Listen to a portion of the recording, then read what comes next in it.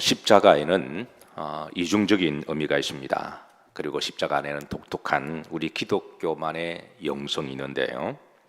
사실 기독교의 최고의 신비와 영성과 축복이 있다면 십자가의 신비죠. 십자가 안에는 하나님의 사랑이 녹아져 있습니다. 십자가를 깊이 묵상하면 여러분들은 하나님의 사랑을 만나게 될 것입니다. 십자가 안에는 하나님의 용서하심이 있습니다. 하나님은 십자가에서 우리의 모든 죄를 용서하시고 십자가에서 자신을 제물로 드려서 우리를 위해서 죽으신 하나님의 용서가 있으십니다. 십자가 안에는 하나님의 무한한 긍휼이 있습니다. 부모가 자식을 긍휼히 여기는 것처럼 상한 갈 때 꺾지 아니하시고 꺼져가는 심지 끝까지 끄지 아니하시고 끝까지 생명을 붙들고 계시는 분은 우리 하나님이십니다. 십자가 안에는 죄 사함이 있습니다. 우리는 십자가 안에서 죄를 사함을 받습니다. 십자가 안에는 치유가 있습니다.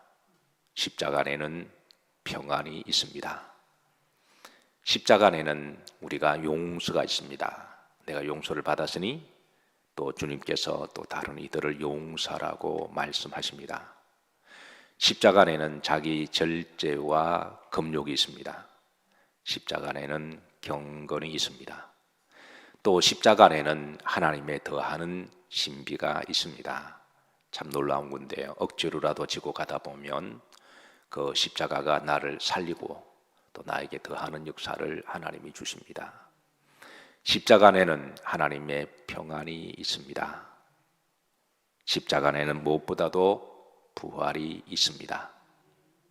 사랑하는 성도 여러분, 그래서 사도 바울은 내가 이 십자가만을 자랑한다라고 증거하고 이 십자가가 하나님의 능력이다 그렇게 고백하고 있습니다. 십자가에는 이중적인 의미가 있는데요. 여러분, 우리가 사순절이 되면 이제 우리 교회 강단에 십자가에 보라색 천을 걸어 놓아요. 사실 제가 미국에 가기 전까지만 하더라도 십자가에 이 보라색을 걸어 놓는 이런 문양은 보지를 못했습니다. 근데 제가 미국에 94년도 가서 첫 번째 사순절을 보내는데 미국 교회 가서 예배드리는데 십자가에 이 보라색을 걸어 놓더군요. 왠지 굉장히 처음 보는 것이었고 신선했고, 그리고 제가 십자가를 한 번 더 눈을 보게 되었어요. 그래서 그 담임 목사님을 만나서 그래서 우리와 약간 문화가 좀 달라서 그래서 왜 물어봤더니 이제 제게 여러 가지를 설명해 주시더군요. 지금은 이제 한국 교회가 강단에 십자가 이 보라색을 걸어 놓는 교회가 좀 들어 있는 것 같습니다. 그런데 옛날만 하더라도 이제 걸어 놓는 교회가 거의 없기도 한데요. 근데 십자가 이 보라색 우리 눈길을 한 번 더 끌기도 하지만 영적 의미가 있습니다. 성경에 이 보라색이라고 하는 것은 두 가지 이중적 의미가 있습니다. 따라서 하십니다. 고난과 영광. 우리가 교회는 절기마다 강단 컬러가 있어요. 강단 컬러마다 다 영적 미닝이 있죠. 그래서 그 영적 의미를 알고 이 강단 컬러를 바꾸기도 하는데요. 십자가 이 보라색은 일단 이 고난이라고 하는 의미는 성경에 보면 예수님이 40일을 광야에서 고난당하시고 또 하나님이 모세를 서실 때 광야 40년을 또 걸어가게 하시고 이스라엘 백성들을 천국으로 인도하실 때 광야 여정을 40년 동안 걸어가게 하셨잖아요. 그리고 우리 인생은 고난의 여정이다라고 하는 의미도 있습니다. 그러나 이 보라색의 또 다른 의미는 영광이라고 하는 존귀라고 하는 뜻을 가지고 있습니다. 그래서 우리가 주님이 40일을 고난을 금식하시고 잘 견디심으로 나중에 이제 메시아로 영광을 받으시고 또 모세도 40년 광야를 잘 통과했을 때에 지도자로 쓰임받고 우리 성도들도 주님이 주신 그 고난을 우리가 믿음으로 잘 감당하고 십자가를 지고 어떻게 보면 직분도 십자가이기도 하죠. 또 믿음으로 산다고 하는 것 결코 세상이 만만한 곳이 아니기 때문에 그것도 우리가 십자가의 마음과 영성이 없이는 결코 우리가 이 세속으로부터 성공할 수 없습니다. 절제하고 경건하고 또 우리가 헌신하고 또 헌물하고 모든 것들은 우리가 절제하고 이거는 십자가 영성에서 나오지 않고서는 우리가 그렇게 할 수가 없죠. 예수님을 믿기 때문에 때로는 손해봐야 될 일이 많이 있습니다. 그것도 십자가 영성이죠.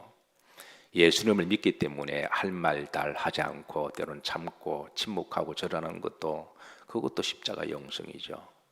예수님을 믿기 때문에 내가 다른 사람을 세워주고 다른 사람을 품는 것도 그것도 십자가의 영성이 아니고서는 그렇게 할 수가 없습니다.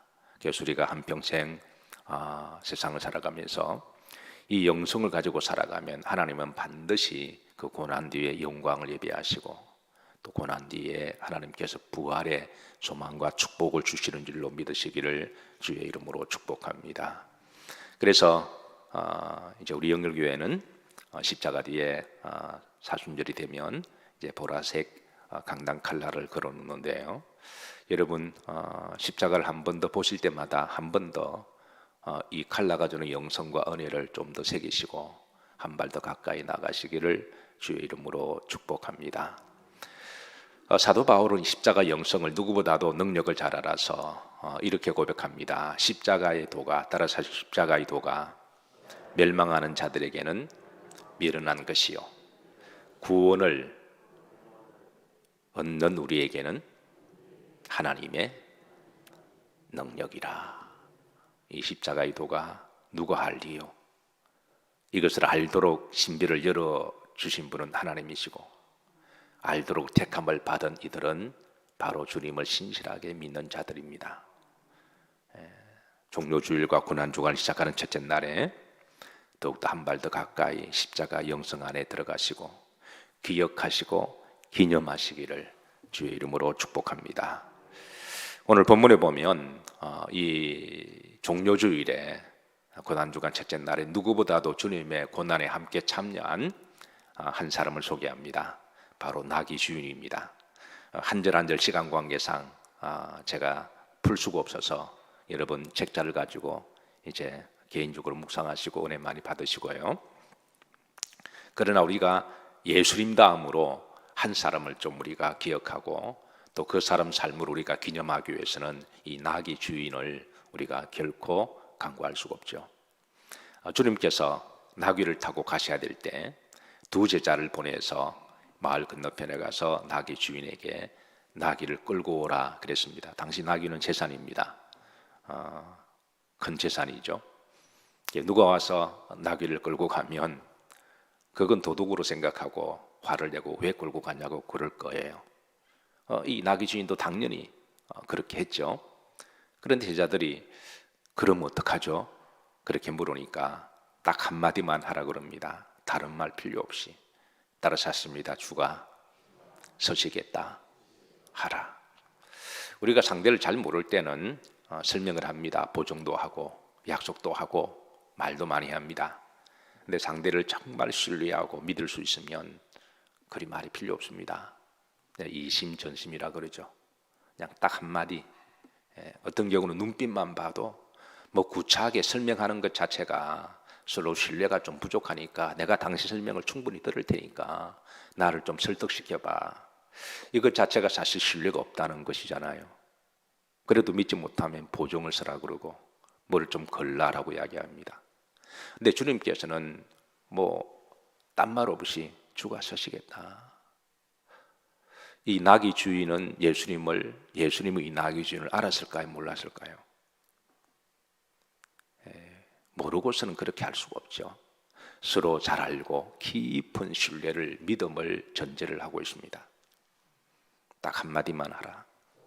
제가 목회를 하면서 목회를 하다 보면 해야 될 일도 많고 때로는 애매하고 부담스러운 정말 또 때로는 긴급하고 꼭 필요한데 이게 설명하기가 좀 그럴 때가 참 많습니다.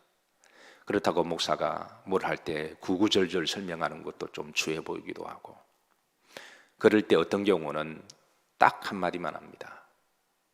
그러면 어떤 분은 다른 말 없이 아멘하고 목사님 감사합니다. 저를 택해 주셔서 이렇게 하는 분도 계시고 어떤 분들은 왜요? 그러면 그냥 한두 마디 하고 그러시군요. 그냥 접어버릴 때가 있습니다. 구차하게 설명하는 것 자체가 이게 어차피 믿음으로 하는 것이고 우리가 기쁨과 자원으로 하는 것도 신앙인데, 근데 주가 딱 한마디 합니다. 서식에 따라. 근데 이 사람도 그냥 내어줍니다. 사랑하는 성도 여러분, 여러분과 주님의 마음이 서로 이런 관계가 되기를 주의 이름으로 축복합니다. 그리고 주님은 이 사람 이름도 밝히지 않아요. 우리가 뭔가 기부하거나 좋은 일을 하면 세상 사람들은 사진 찍고 신문에 내고 다 알리잖아요. 그게 목적이니까. 자기 이름을 내는 게 목적이니까. 그런데 주님과 이 사람 관계는 그게 목적이 아닙니다. 주님은 이름도 밝히지 않아요. 그냥 주의 이름으로 하는 일을 오른손에 하는 일을 왼손은 모르게 하라. 어차피 하나님 보고 하는 거니까.